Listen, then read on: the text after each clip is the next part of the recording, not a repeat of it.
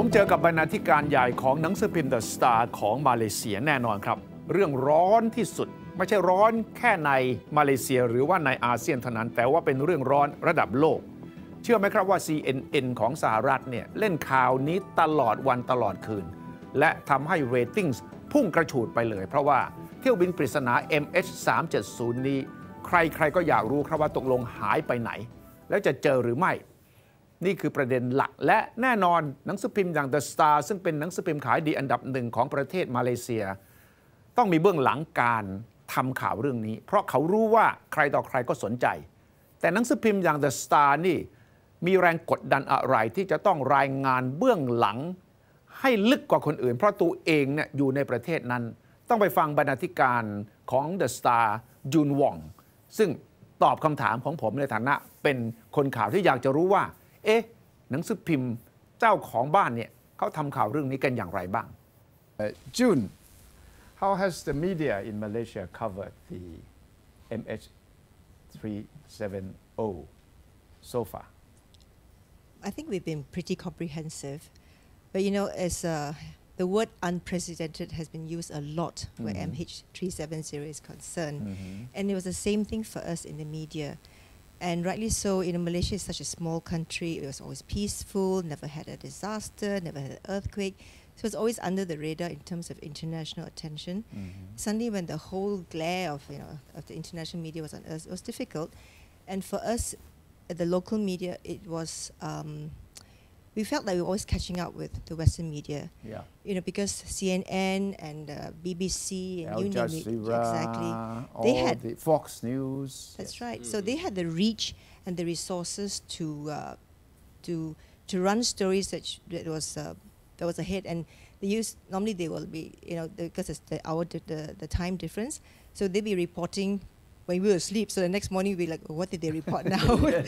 Always trying to chase up and to confirm or deny. And of course, there were a lot of stories which are unverified. But at the same time, they also broke some stories which later turned out to be true. And for us, we did have a government that was initially unprepared. And it didn't help. There were confusion, missteps in the beginning. And we tried to be fair. So what we tried to do was to focus on what we did well, which was human interest stories.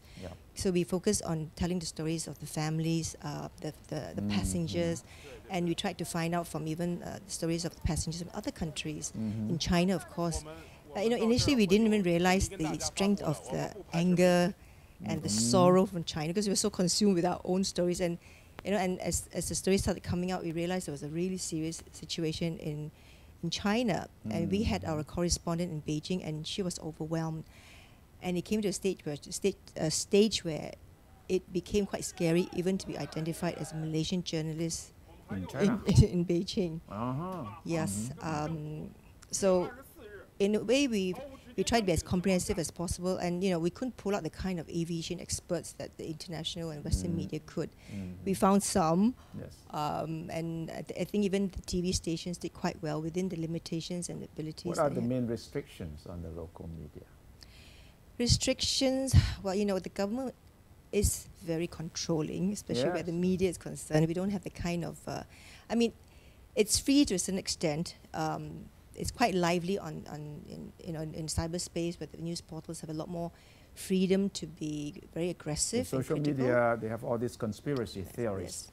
Could newspapers in Malaysia run those conspiracy? Well, we did touch on them. We did. Some of them are so far-fetched. Yeah, and actually there was good reading, yeah. And we were like getting all sorts of emails from all around the world. Everybody, like I said, was an expert, and somebody will look into the said, we found something, please bring it to the attention of the authorities, and that kind of thing. And of course, from alien abduction to the Americans took the plane and all sorts of things. So the limitations really, we didn't have the reach, and we were not prepared for such a huge story. And there was sensitivity on the part of the government, which we also had to be aware of. And I think in the end, we felt some of the criticism was really far, a bit too extreme and unfair, and so we tried to balance it where we could in terms of trying to show that there is some credibility and accountability on part of the But your readers would expect you to tell more, right? Always. Yeah, but at the same time, they had access to all the, whether it was CNN or, Yeah. and online and the websites. And essentially, we were also aggregating stories. But there was so much interest that, as I mentioned, our numbers shot up on online, and it was like all-time high. So there was just an immense interest that whatever information they could get online locally, they just lapped it up. So the media in Malaysia themselves were not prepared for this kind of reporting. Gosh, Right. that's so embarrassing to admit. Well, you said unprecedented, so understandable. Yeah, so in a way, after a while, we decided, why are we trying to reinvent the wheel? Yeah. I mean, like I said, the Western media were coming out with a lot of stories. So in a way, we tried to see what they were saying and track those stories and either confirm or put them together, quote the sources accordingly from the more reputable newspapers or agencies. And there's so much information, actually. Did the story improve the sales of the newspaper? Yes, it actually went up about not much, but about 5%. The circulation went up. Yes. Advertising? No, it was terrible, as you've heard, because everything just fell out. A lot of ads were pulled out because of sensitivity. Nobody wanted to seem like they were celebrating. Or I think even AirAsia wanted to launch the route to Beijing on Monday, Monday, which was 2 days after the plane disappeared, and they pulled back. I don't know what plans they have now.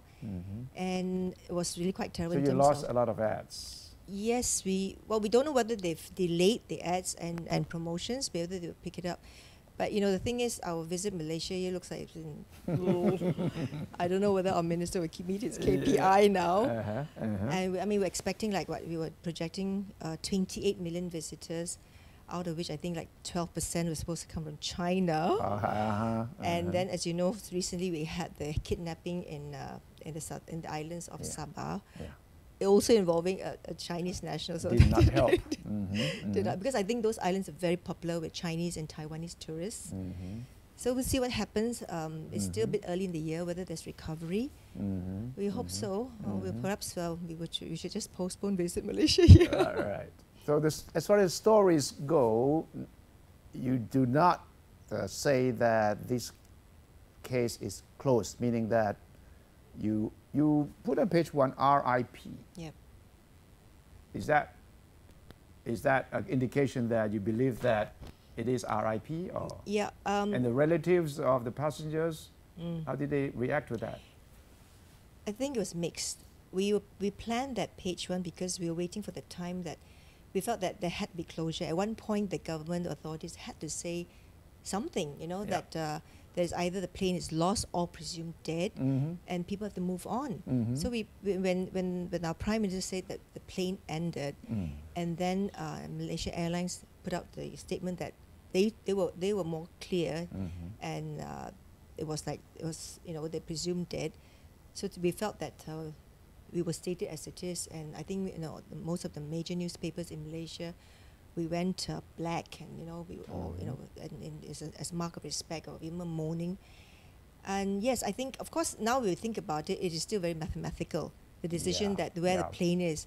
So of course there'll still be people, especially the grieving families, who can't accept that you're telling me it's all over based on math. Right. But after 1 month, where can they be? It could be great if it's like they found somewhere alive on some island and made a great Hollywood movie. But that's such a. So as far as the Malaysian government is concerned, they are still alive, the passengers. I don't know. What is the official word? They say nothing?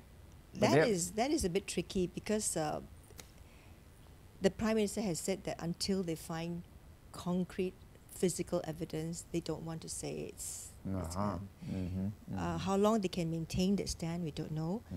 And as you know, there's such a it's going to be a long haul. I mean, maybe they might find something now, but to raise the wreckage, it'd be worse than the Titanic, I'm sure, right? And it could take years. So really, the tension is waning. People are moving on. So as editor, you're putting the story out of front page now? Yes, we have moved on. We still It's not on a page 1 story anymore? No, although even if there's a signal, there's a new ping, there's some indication of something. Well, if it's a major development, yes, we will bring it back to page 1 as and when the story develops.